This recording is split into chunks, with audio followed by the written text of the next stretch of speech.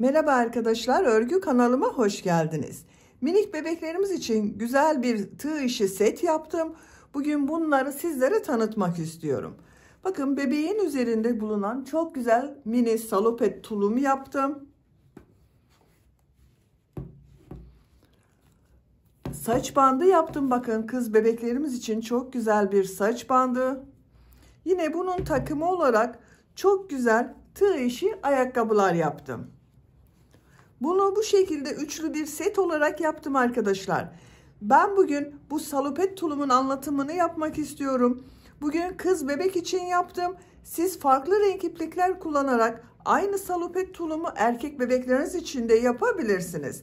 Kız ve erkek bebekler için uygun bir model. Bebek mankenimin üzerinde görün diye bakın mankene giydirdim. Benim bu bebek mankenim 3 aylık bebek ölçüsünde arkadaşlar. Bakın görüntüsü bu şekilde üzerinde. Askılı yaptım bakın. Düğmelerle birleştiriyoruz. Bebeğe giydirip çıkarması kolay. Şu şekilde giydirip çıkarması kolay arkadaşlar. Bebeğin üzerinden çıkarıyorum.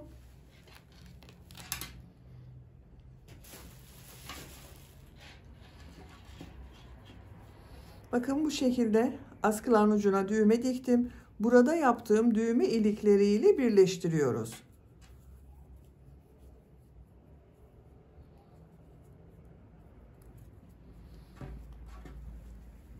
Bu salopet tulumu yapılışı çok kolay.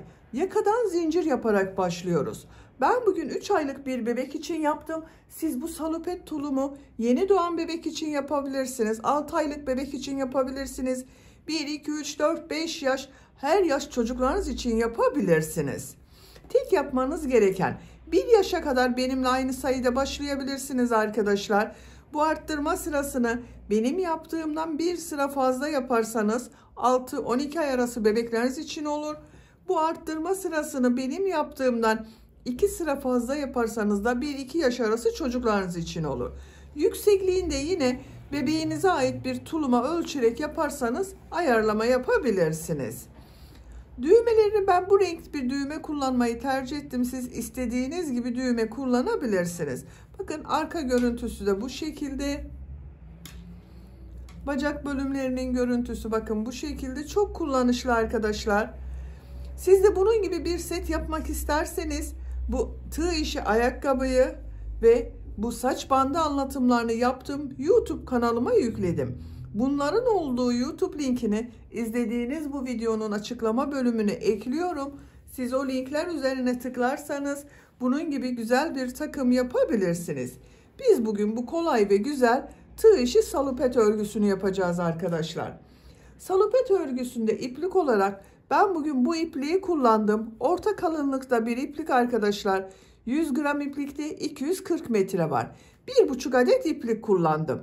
Siz bu tulum örgüsünü istediğiniz marka iplik ve renklerini kullanarak yapabilirsiniz. Her renk iplik ile çok güzel oluyor. Farklı renk iplikler kullanarak erkek bebekleriniz için de yapabilirsiniz. Kız ve erkek bebekler için uygun bir model. 6 numara 3,5 milimetre tığ kullandım. Benim elim çok sıkı değil. Bakın iplik biraz orta kalınlıkta bir iplik. Yaptığım örgü yumuşak oldu. Sizin eliniz sıkıysa 4-4,5 milimetre tığlarla yaparsanız daha yumuşak bir örgü elde edersiniz. Eliniz sıkıysa tığda daha küçük numaralı kullanırsanız arkadaşlar, yaptığınız ölçü benimle yaparsanız aynı sayıda yaparsanız daha küçük ölçü olur. İpliği tığı hazırlayalım. Hep birlikte bu kolay ve güzel salopet tulum örgüsüne başlayalım. Örgü kanalıma abone değilseniz abone olmayı unutmayın lütfen. Örgü kanalıma abone olmak ücretsiz. Örgü kanalıma ücretsiz abone olup beğeni ve yorumlarınızı yaparsanız çok sevinirim arkadaşlar. Hepinize kolay gelsin. İyi çalışmalar.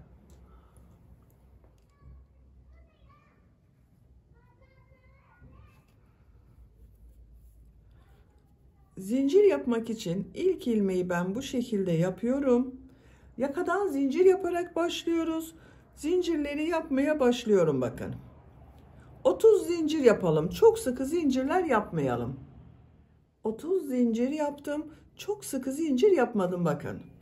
Bu 30 zincirin kaç santimetre olduğunu ölçüyorum. 12 santimetre zincir uzunluğu var. 12 santimetre için ben 30 zincir yaptım arkadaşlar. Sizin elinizin sıklığına göre daha az veya daha çok sayıda zincir yapabilirsiniz. Şimdi bu zincirler üzerine trabzan yapacağız. Tığ üzerine iplik alıyorum. 1, 2, 3 ilmek atlıyorum. 4. ilmeğe trabzan yapıyorum. Bu 3 ilmek atladığımda bir trabzan oluyor. Bununla birlikte toplam 27 trabzan yapacağız. Her ilmek üzerine bir trabzan yapıyorum.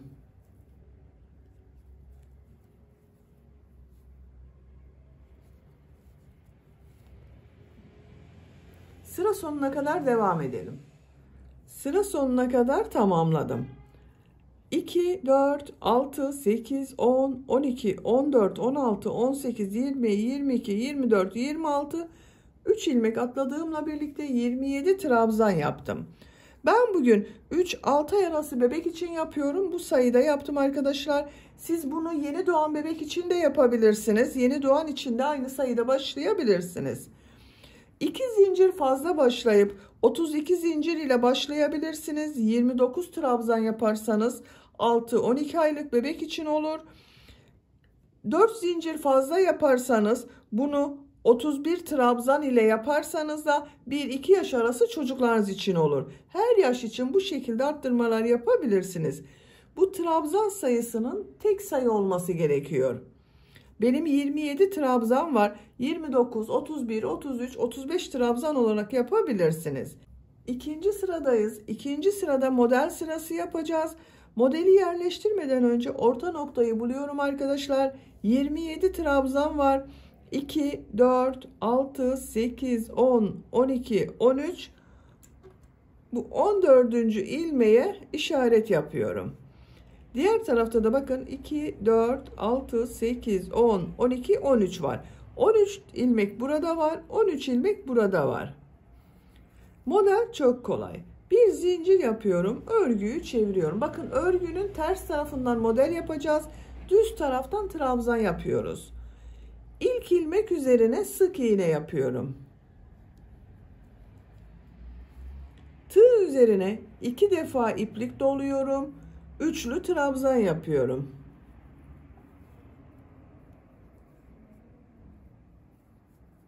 Sık iğne yapıyorum. Bakın bu şekilde kabarık bir model elde ediyoruz arkadaşlar. Tığ üzerine 2 defa iplik doluyorum. Üçlü trabzan yapıyorum. Sık iğne yapıyorum. Üçlü trabzan yapıyorum.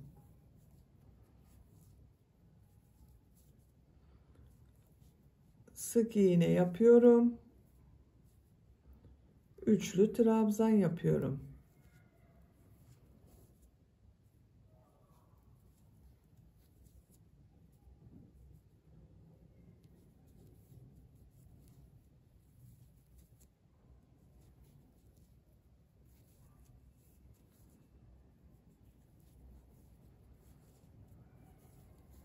Bakın üçlü trabzan yaptım. Bu işaretten önce bu ilmeğe sık iğne yapıyorum. Bir zincir yapıyorum. Arttırma yeri için bir zincir yaptım. Bu işaret yaptığım bir ilmeği atlıyorum. Diğer ilmeğe sık iğne yapıyorum. Bakın buraya bir zincir yaptım.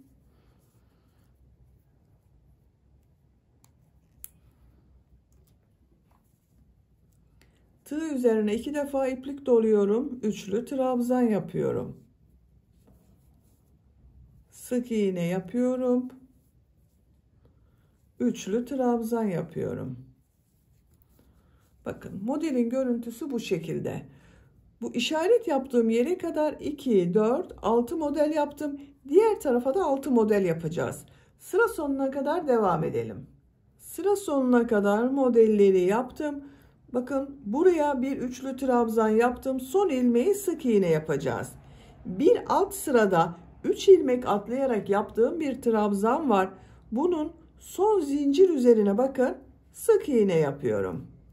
Sıra başında da sık iğne başladım. Sıra sonunda sık iğne ile bitirdim. Bu sırada model yerleştirmeyi yaptım. 1, 2, 3, 4, 5, 6. 1, 2, 3, 4, 5, 6 model var. Burada yaptığım bir zincir arttırma yeri olacak arkadaşlar. Bir zincir yapıyorum. Örgüyü çeviriyorum. Trabzan sırasındayım. Her ilmek üzerine trabzan yapıyorum. İlk ilmeğe trabzan yapıyorum. Bakın model üzerinde bulunan bu ilmeğe trabzan yapıyorum. Sık iğne üzerine trabzan yapıyorum. Model üzerine trabzan yapıyorum.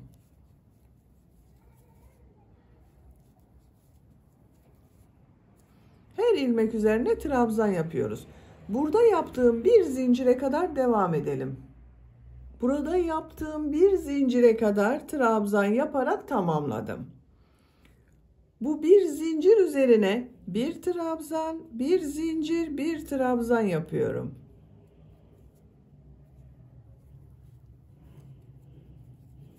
Bakın buraya bir trabzan, bir zincir, bir trabzan yaptım. Diğer ilmeklere trabzan yaparak devam ediyorum. Bakın sık iğne üzerine trabzan yapıyorum. Model üzerine trabzan yapıyorum. Sık iğne üzerine trabzan yapıyorum. Sıra sonuna kadar devam edelim. Sıra sonuna kadar tamamladım. Bir zincir yapıyorum. Örgüyü çeviriyorum. Model sırasındayım. Burada yaptığım gibi modeller yapıyoruz. İlk ilmeğe sık iğne yapıyorum. Tığ üzerine 2 defa iplik doluyorum. Üçlü trabzan yapıyorum. Sık iğne yapıyorum. Üçlü trabzan yapıyorum. Sık iğne yapıyorum. Bu arttırma zincirine kadar devam edelim. Arttırma yaptığım yere kadar modelleri yaptım. En son ilmeğe üçlü trabzan yaptım. Bu arttırma zinciri üzerine bir sık iğne, 2 zincir, bir sık iğne yapıyorum. Tığ üzerine 2 defa iplik doluyorum. İlk ilmeğe üçlü trabzan yapıyorum. Yine bir üçlü trabzan, bir sık iğne yapıyorum. Bakın. Sık iğne yapıyorum. Üçlü trabzan yapıyorum. Sık iğne yapıyorum. Bu sırada bakın 1, 2, 3, 4, 5, 6, 7 model oldu. 6 model ile başladık. Bu sırada 7 model oldu. Sıra sonuna kadar model yaparak devam edelim. Sıra sonuna kadar tamamladım. İkinci model sırasını bitirdim. Bakın arkadaşlar, bir zincir yapıyorum. Örgüyü çeviriyorum. Trabzan sırasındayım. İlk ilmeğe trabzan yapıyorum. Diğer ilmeklere trabzan yaparak devam ediyorum. Arttırma yaptığımız buraya kadar devam edelim. Buraya kadar trabzan yaptım. Bu arttırma zinciri üzerine bir trabzan, bir zincir, bir trabzan yapıyorum. İlmekler üzerine trabzan yaparak devam ediyorum. Sıra sonuna kadar devam edelim. Sıra sonuna kadar tamamladım. Bir zincir yapıyorum. Örgüyü çeviriyorum. Model sırasındayım. Örgünün ters tarafındayım bakın. İlk ilmeğe sık iğne yapıyorum. Tığ üzerine 2 defa iplik doluyorum. Üçlü trabzan yapıyorum. Sık iğne yapıyorum. Üçlü trabzan yapıyorum. Sık iğne yapıyorum. Bakın bu şekilde. Yaka örgüsü bu şekilde devam edecek. Bir sırada model yapacağız. Bir sırada trabzan sırası yapacağız. Bakın bu arttırma yerlerinde yine trabzan sırası yaparken bir trabzan, bir zincir, bir trabzan yapıyoruz. Model yaparken bir sık iğne, 2 zincir, bir sık iğne yapıyoruz. Yapacak olduğunuz çocuğun büyüklüğüne göre yaka örgüsünü istediğiniz kadar model sırası yaparak tamamlayalım. Yaka bölümünün örgüsünü yapacağım ölçü için ben tamamladım. 1, 2, 3, 4, 5, 6 model sırası yaptım. Bakın en son model sırasında bitirdim arkadaşlar. Santimetre olarak ölçüyorum. 9,5 santimetre yükseklik var. Siz daha büyük çocuk için yapıyorsanız bir sıra daha model sırası devam edebilirsiniz. O zaman bu yaptığınız örgü daha büyük olur arkadaşlar. Ben burada bitiriyorum. Şimdi bunun aynısından bir tane daha yapacağız.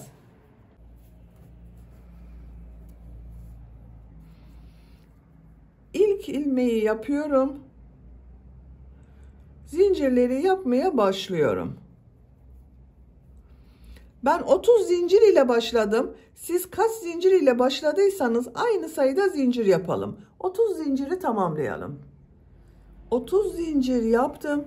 Bakın arkadaşlar, yine çok sıkı yapmadım. Aynı sayıda yaptım. Tığ üzerine iplik alıyorum.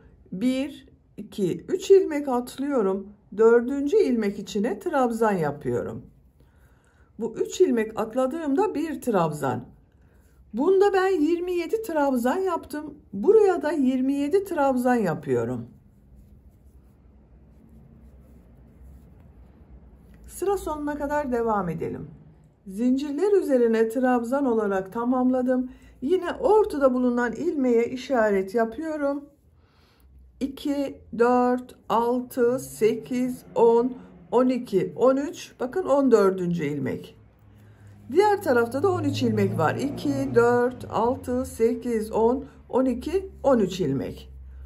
Model sırası yapıyoruz. Bir zincir yapıyorum. Örgüyü çeviriyorum. Sık iğne yapıyorum. Üçlü trabzan yapıyorum.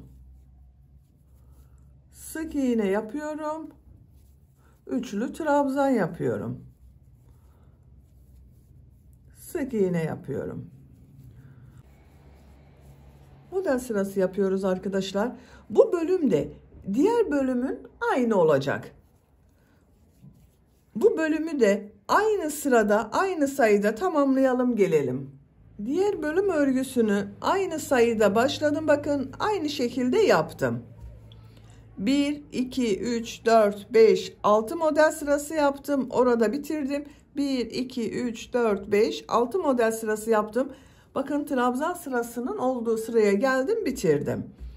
Bu iki bölümü bu sırada birleştireceğiz arkadaşlar. Trabzan sırası yaparken iki bölümü birleştireceğiz. Bakın şu şekilde artık örgü tek parça şeklinde devam edecek.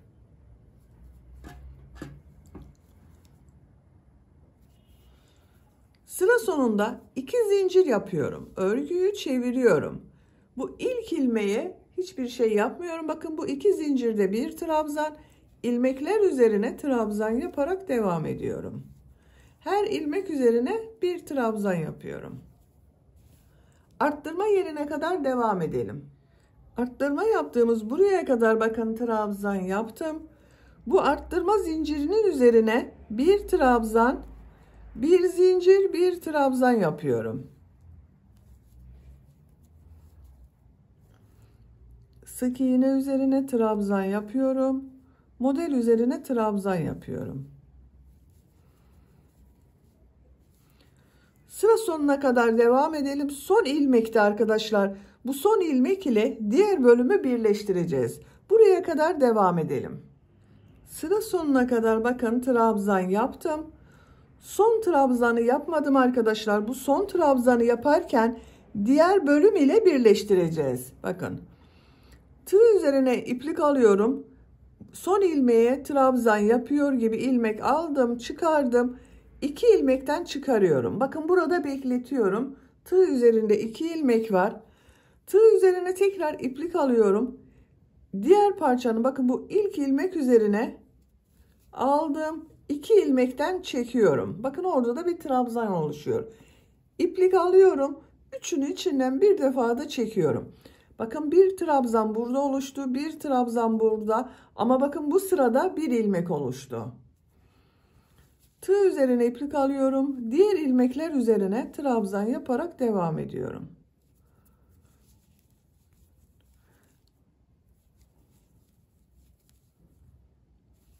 Arttırma yaptığımız buraya kadar devam edelim. Buraya kadar bakın trabzan yaptım. Bu zincir üzerine yine bir trabzan, bir zincir, bir trabzan yapıyorum.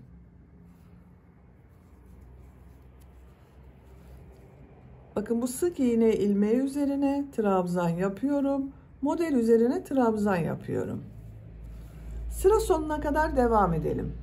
Sıra sonuna kadar trabzanları tamamladım. Şimdi bu diğer bölüm ile burayı birleştiriyoruz. Artık örgüye tek parça şeklinde devam ediyoruz. Bakın sıra başında yaptığım bu iki zincir ilmeği ile ilmek kaydırma yaparak sırayı birleştiriyorum. Bakın artık birleştirdik iki tarafı. Bu sırada trabzanlar yaptım. Arttırma yerlerinde yine bir trabzan, bir zincir, bir trabzan yaptım. Model sırasındayım. Bir zincir yapıyorum. Örgüyü çeviriyorum. Bu ilk ilmek üzerine sık iğne yapıyorum. Tığ üzerine 2 defa iplik doluyorum. Üçlü trabzan yapıyorum. Model yapıyoruz. Yaka bölümünde yaptığımız modeli devam ediyoruz. Bir sık iğne, bir üçlü trabzan yapıyoruz. Arttırma yaptığımız buraya kadar devam edelim. Arttırma yaptığım buraya kadar modelleri yaptım. Son ilmek üzerine üçlü trabzan yaptım. Yaka bölümünde yaptığımız gibi gövde bölümünde de aynı şekilde devam ediyoruz. Bakın bu zincir üzerine bir sık iğne, iki zincir, bir sık iğne yapıyorum. Tığ üzerine 2 defa iplik doluyorum. Üçlü trabzan yapıyorum. Sık iğne yapıyorum. Üçlü trabzan yapıyorum. Modelleri yapmaya devam ediyorum. Bakın hiçbir değişiklik olmadı. Burada yaptığımız gibi devam ediyoruz. Bu şekilde modelleri yaparak devam edelim. Buraya yine arkadaşlar bir sık iğne, iki zincir, bir sık iğne yapacağız. Sıra sonuna kadar modelleri devam edelim. Sıra sonuna kadar modelleri tamamladım. Bakın en son üçlü trabzan yaptım. Sıra başında yaptığım bu sık iğne ile ilmek kaydırma yaparak birleştiriyorum. Bakın burada yine arkadaşlar model, sık iğne, model. Hiç değişiklik olmadı. Görüntüsü bu şekilde. 2 zincir yapıyorum. Örgüyü çeviriyorum. Bu sırada yine trabzan sırası yapıyorum. Bu ilk ilmeği yapmıyorum. Bakın bu 2 zincir, bir trabzan oluyor. Bu ilmek üzerine trabzan yapıyorum. Diğer ilmeklere trabzan yaparak devam ediyorum. Bu arttırma yerine kadar devam edelim. Orayı yine sizinle yaparız. Arttırma yaptığım bakın buraya kadar trabzan yaptım. Burada da devam ediyoruz arkadaşlar. Buraya bir trabzan, bir zincir, bir trabzan yapıyorum. Hiçbir değişiklik yapmıyoruz. Bakın gövde bölümünde de bir trabzan, bir zincir, bir trabzan yapıyorum. Diğer ilmeklere yine trabzan yaparak devam ediyorum.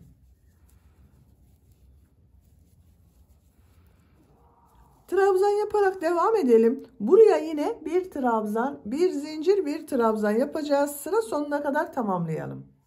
Sıra sonuna kadar trabzan yaparak tamamladım. Sıra başında yaptığım bu iki zincir ile ilmek kaydırma yaparak birleştiriyorum. Bu sırada bakın yine trabzan yaptım. Örgünün düz tarafından arttırma yerlerinde bu iki yerde bir trabzan, bir zincir, bir trabzan yaptım. Bir zincir yapıyorum. Örgüyü çeviriyorum. Bu ilk ilmek üzerine sık iğne yapıyorum. Tığ üzerine 2 defa iplik doluyorum. Üçlü trabzan yapıyorum. Model sırasındayız arkadaşlar. Model yapıyoruz. Sık iğne yapıyorum. Üçlü trabzan yapıyorum. Sık iğne yapıyorum. Üçlü trabzan yapıyorum.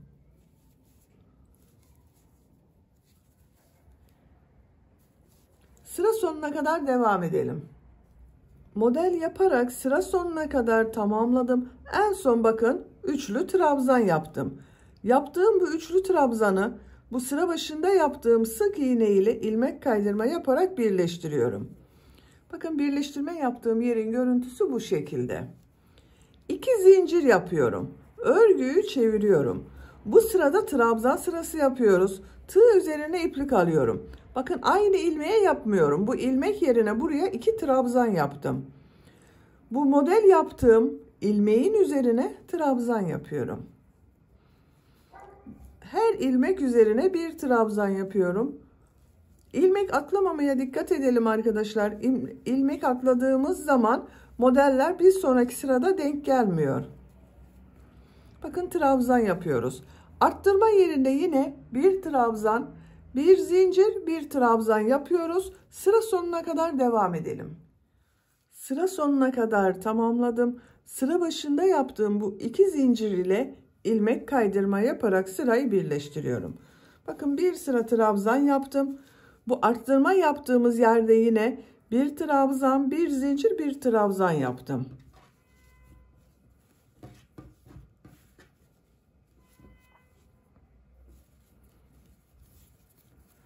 Bir zincir yapıyorum. Örgüyü çeviriyorum. Bu ilk ilmek üzerine bakın. Aynı ilmeğe yapıyorum arkadaşlar.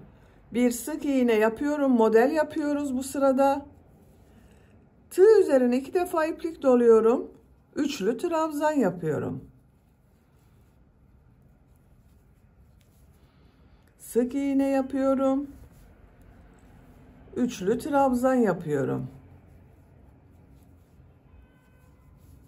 Sık iğne yapıyorum. Üçlü trabzan yapıyorum. Sık iğne yapıyorum. Bakın arkadaşlar, sıra sonuna kadar devam edelim. Bu sık iğne ile ilmek kaydırma yaparak sırayı birleştirelim. Örgüyü çevirelim. Bir sonraki sırada trabzan yapalım. Örgünün ters tarafından model yapıyoruz. Düz tarafından trabzan yapıyoruz arkadaşlar. Bunu unutmayalım. Örgü bu şekilde devam edecek, gövde bölümü. Bir sıra model, bir sıra trabzan sırası yaparak bu arttırma yerlerinde yine arttırmaları yapıyoruz. Örgüye devam edelim. Gövde örgüsünü yapacağım ölçüye göre tamamladım. 1, 2, 3, 4, 5, 6, 7, 8, 9, 10, 11, 12, 13, 14 model sırası yaptım. En son trabzan sırasını yaptım. İlmek kaydırma yaparak sırayı birleştirdim. İpliği kesiyorum.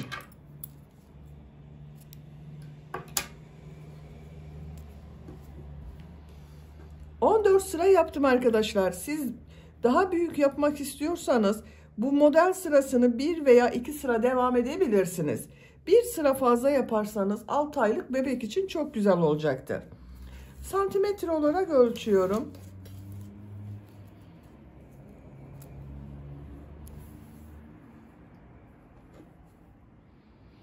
...24 santimetre yükseklik var. Siz bunu 25-26 santimetre olarak yapabilirsiniz. Şimdi bacak bölümlerini ayıracağız. İlk önce bu orta bölümü birleştiriyorum. Bakın bu arttırma yaptığım bir zincir var. Buna tığ takıyorum. Diğer taraftan da kaydırma yapmamak için bu ilmeği takıyorum arkadaşlar. Bakın iğneyi taktım. İşaret yaptım. Hani orta noktayı kaydırmayalım.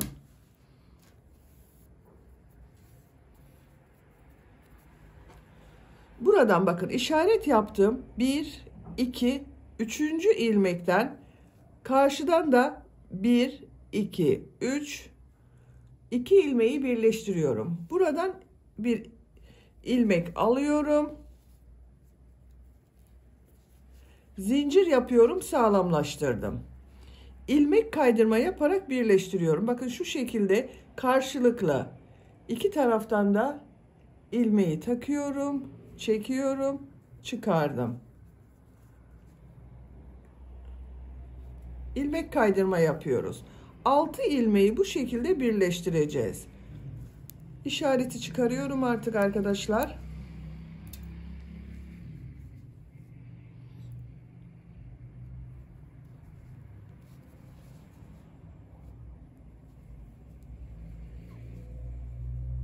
Bakın 6 ilmeği birleştirdim. Burası birleşti artık bakın. Şimdi bacakları ayrı ayrı öreceğiz.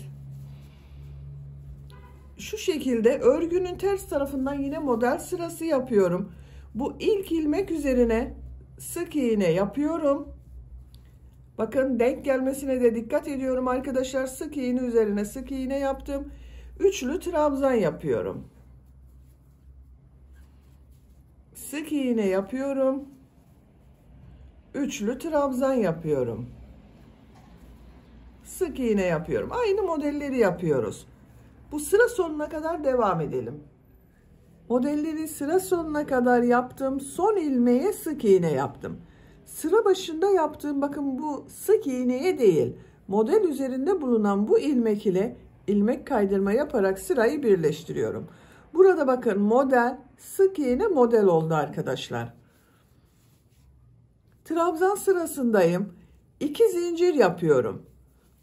Örgüyü çeviriyorum. Bakın örgünün düz tarafından trabzan sırası yapıyorum.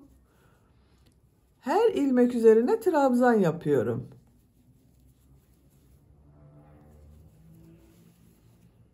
Sıra sonuna kadar devam edelim.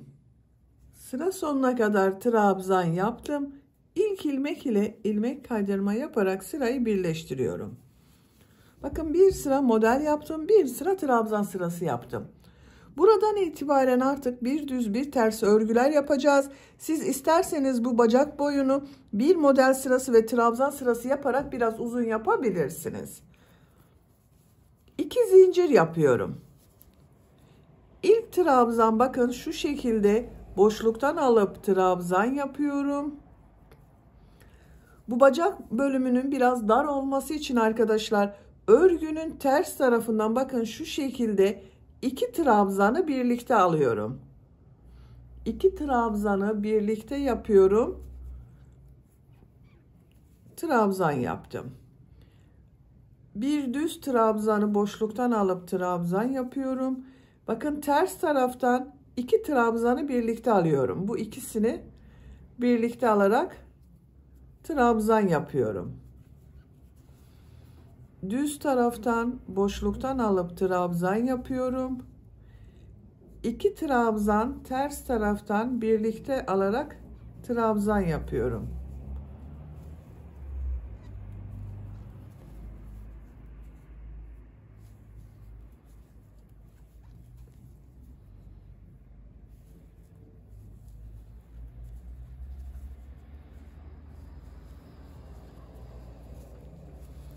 Bakın bu şekilde bir görüntü elde ediyoruz. Sıra sonuna kadar devam edelim.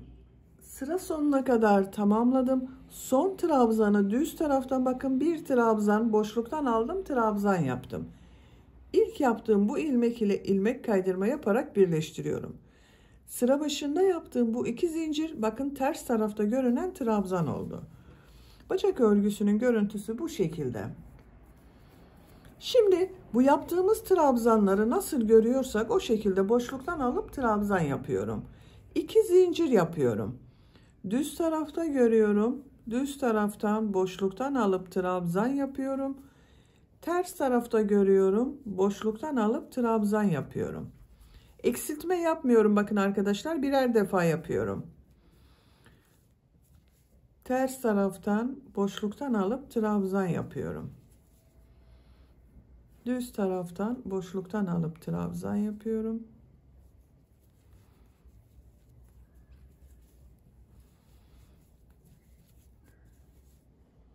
Sıra sonuna kadar devam edelim. Sıra sonuna kadar nasıl görüyorsam o şekilde boşluktan aldım, trabzan yaptım. En son trabzanı düz taraftan boşluktan aldım, trabzan yaptım. İlk ilmek ile ilmek kaydırma yaparak birleştiriyorum. Bu şekilde görünüyor. Bir sıra daha nasıl görüyorsam o şekilde boşluktan alıp trabzan yapıyorum. 2 zincir yapıyorum. Düz taraftan boşluktan alıp trabzan yapıyorum. Ters taraftan boşluktan alıp trabzan yapıyorum.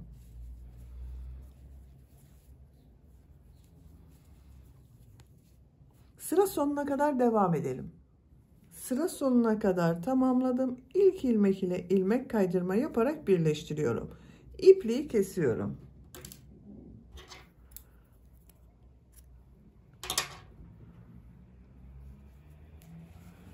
Bakın arkadaşlar, bacak örgüsünün görüntüsü bu şekilde oldu. Şimdi diğer bacak örgüsünde aynı bunu yaptığımız gibi yapacağız. Ortadan başlıyorum. Bakın şu iki ilmeği birleştirerek buradan bir ilmek yapıyorum. Zincir yaptım, sağlamlaştırdım. Yine örgünün ters tarafından bir sıra model sırası yapıyorum. Bakın sık iğne sırasına sık iğne yapıyorum. Tığ üzerine 2 defa iplik doluyorum. Üçlü trabzan yapıyorum. Bakın arkadaşlar, modeli takip ederseniz modelin üzerine üçlü trabzan yaptım. Sık iğne yapıyorum. Üçlü trabzan yapıyorum. Sık iğne yapıyorum. Üçlü trabzan yapıyorum. Sık iğne yapıyorum. Sıra sonuna kadar devam edelim. Sıra sonuna kadar tamamladım. Son ilmeğe sık iğne yaptım. Bu model üzerine yaptığım bakın ilmeğe ilmek kaydırma yaparak birleştiriyorum. 2 zincir yapıyorum. Örgüyü çeviriyorum. Trabzan sırası yapıyorum. Her ilmek üzerine trabzan yapıyorum. Sıra sonuna kadar devam edelim. Sıra sonuna kadar tamamladım. İlk ilmek ile ilmek kaydırma yaparak sırayı birleştiriyorum. Şimdi burada yaptığımız gibi bir düz bir ters örgüler yapacağız. 2 zincir yapıyorum. İlk trabzan düz taraftan boşluktan alıp trabzan yapıyorum. 2 trabzanı ters taraftan boşluktan alıp trabzan yapıyorum. Düz taraftan boşluktan alıp trabzan yapıyorum. 2 trabzanı ters taraftan boşluktan alıp trabzan yapıyorum. Bu bacak örgüsünün aynısı olacak arkadaşlar. Sıra sonuna kadar devam edelim.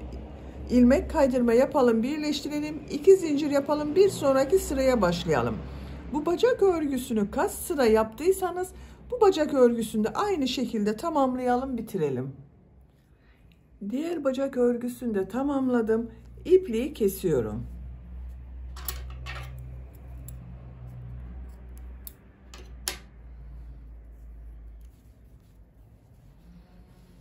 Bakın arkadaşlar, ikisi aynı şekilde oldu.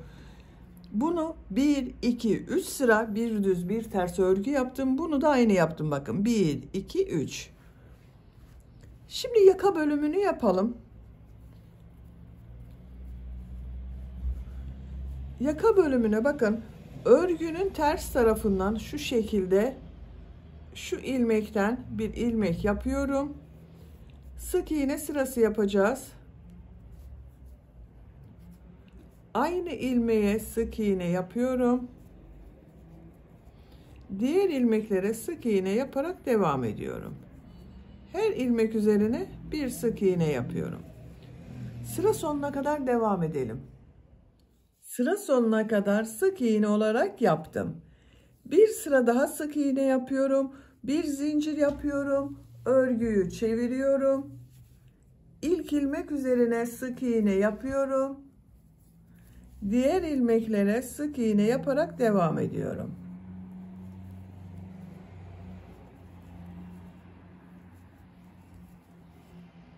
Sıra sonuna kadar devam edelim. Sık iğne yaparak sıra sonuna kadar tamamladım. Bu yakanın örgüsünü burada bitirdim arkadaşlar. Şimdi kol çevresinde sık iğne yaparak devam ediyorum. İlk ilmeğe sık iğne yapıyorum.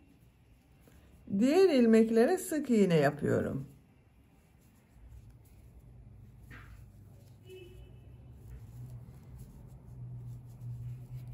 Bakın bu şekilde oluyor. Buraya kadar devam edelim. Kol çevresinde sık iğne yaparak bakın buraya kadar tamamladım. İpliği burada kestim arkadaşlar.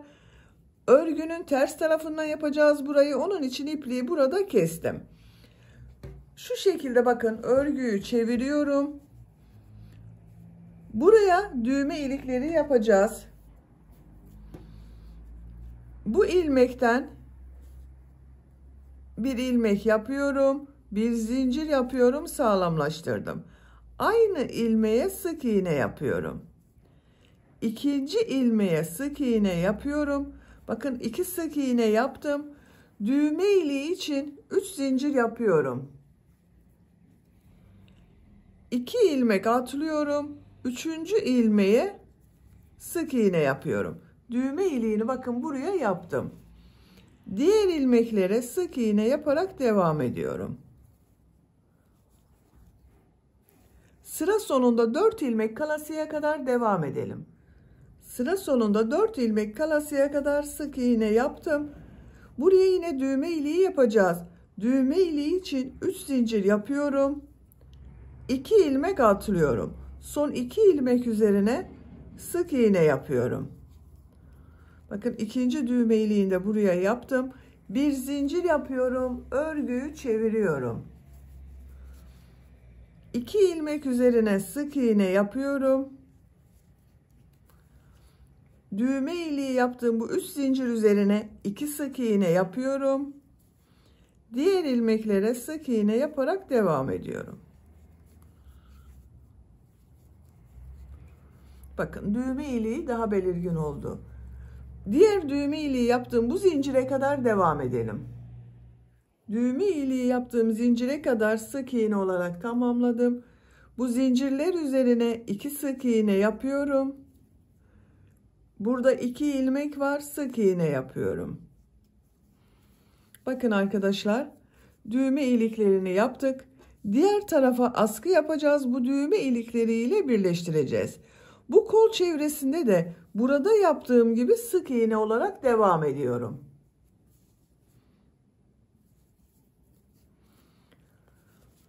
Aynı ilmeğe sık iğne yapıyorum.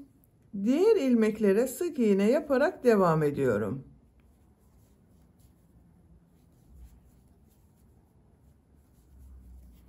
Bakın burada yaptığımız gibi arkadaşlar diğer tarafa geçerek sık iğne olarak tamamlayalım. Buraya kadar devam edelim. Kol çevresinde sık iğne yaparak buraya kadar tamamladım. Bakın arkadaşlar görüntüsü bu şekilde oldu. Şimdi askı yapacağız. Bir askı buraya yapıyorum. Bir askı buraya yapıyorum. Bu düğme ilikleriyle birleştireceğiz. 2 zincir yapıyorum. Tığ üzerine iplik alıyorum. Bu ilmek içine 2 trabzan yapıyorum. Bu sıra başında yaptığım 2 zincirde bir trabzan oluyor. 2 zincir yapıyorum. Diğer ilmek içine 3 trabzan yapıyorum.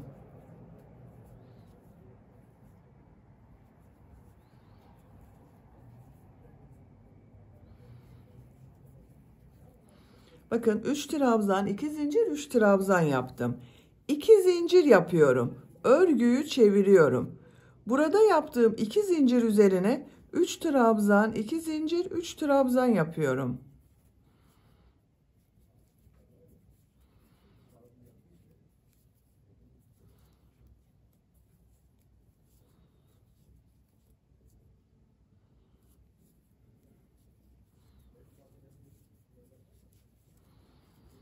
Üç trabzan, 2 zincir, 3 trabzan yaptım.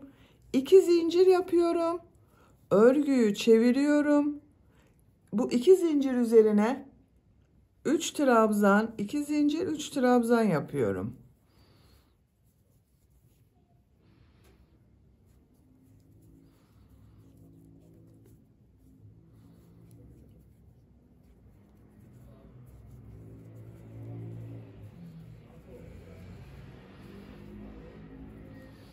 İki zincir yapıyorum. Örgüyü çeviriyorum. Ortada bulunan bu 2 zincir üzerine 3 trabzan, 2 zincir, 3 trabzan yapıyorum.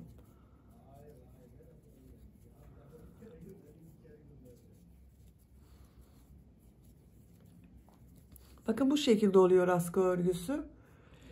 Birkaç sıra bu şekilde devam edelim. Yapacağım ölçü için askı örgüsünü tamamladım.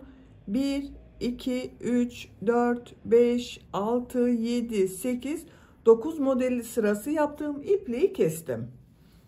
Bakın bu askı ucuna düğme dikeceğiz. Burada yaptığımız düğme ilikleriyle birleştireceğiz. Şimdi diğer askı örgüsünde yapalım. Bakın bunu sonda 2 ilmeğe askı ile başladım. Bunda da aynı yapıyorum.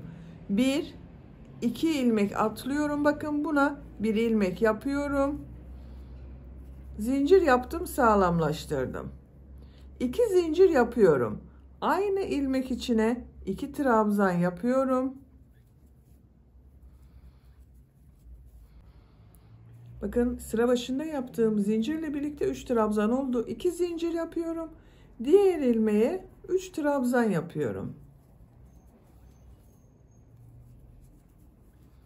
2 zincir yapıyorum. Örgüyü çeviriyorum. 3 trabzan, 2 zincir, 3 trabzan yapıyorum.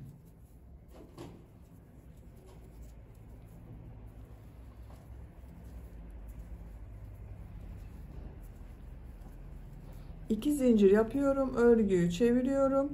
3 trabzan, 2 zincir, 3 trabzan yapıyorum.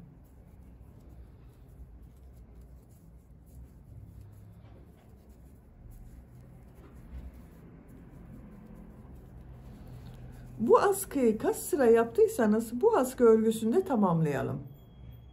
Diğer askı örgüsünde 9 sıra olarak tamamladım.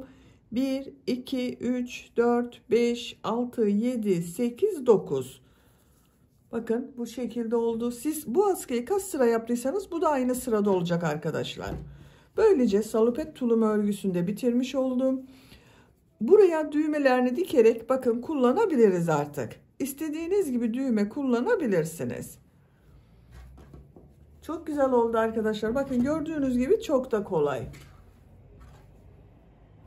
Bitmiş olarak ölçülerini söylüyorum. Yaka genişliğini ölçüyorum. Bakın buradan yaka genişliği 12 santimetre. Askı uzunluğunu ölçüyorum.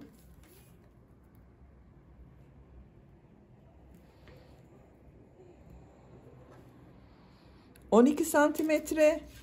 Bu kol altından bakın gövde genişliğini ölçüyorum. 22 santimetre. Yakadan uca kadar olan yüksekliği ölçüyorum. 27 santimetre. Kol altından yüksekliği ölçüyorum. 19 santimetre yükseklik var.